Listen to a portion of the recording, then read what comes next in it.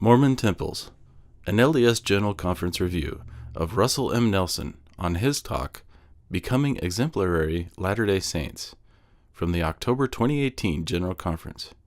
Here's a clip from that message. Now, let's turn to the topic of temples.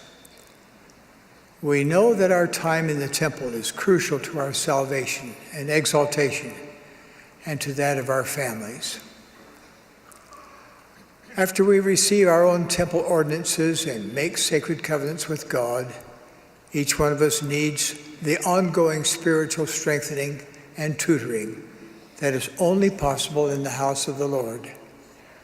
And our ancestors need us to serve as proxy for them. Consider the great mercy and fairness of God, who before the foundation of the world provided a way to give temple blessings to those who died without a knowledge of the gospel. These sacred temple rites are ancient. To me, that antiquity is thrilling and another evidence of their authenticity.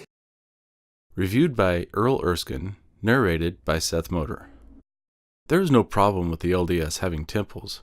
Temples, or similar worship-filled locations, have been part of the human culture seemingly from the beginning.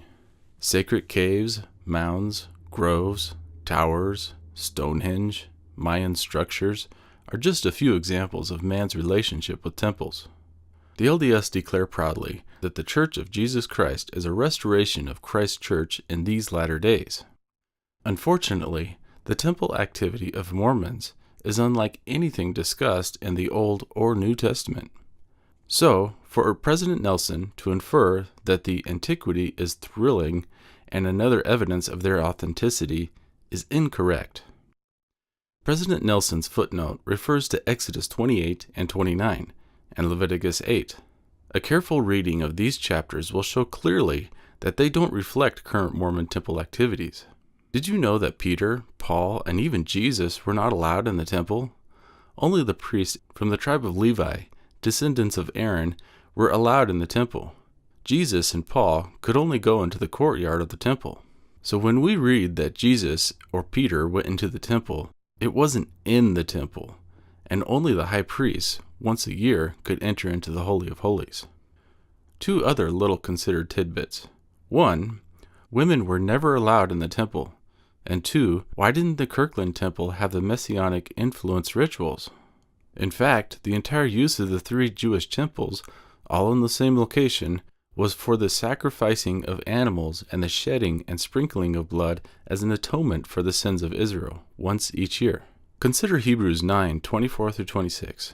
For Christ is not entered into the holy place made with hands, but into heaven itself, now to appear in the presence of God for us.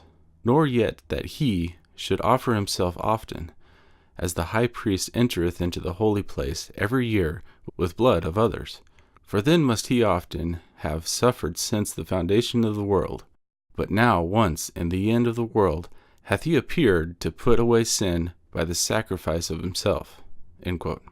Read Hebrews 8-10 for what Jesus accomplished.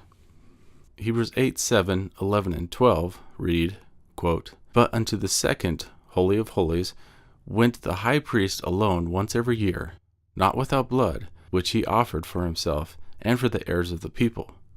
But Christ, being come as high priest for good things to come, by a greater and more perfect tabernacle, not made with hands, that is to say, not of this building, neither by the blood of goats and calves, but by his own blood he entered in once in the holy place, having obtained eternal redemption for us." End quote. There were no marriages in Jewish temples, no baptisms for the dead, no families are forever, and no personal garments. The handshakes, tokens, signs, etc. are of current origin. Mormon temples were influenced by Joseph Smith's acceptance of Masonry. In conclusion, Mormon temple activity is not ancient. Mormons are free to enjoy the benefits of their temple activity, but these temples are not a restoration. For more reviews like these, check out the description below, or go to talkingtomormons.com.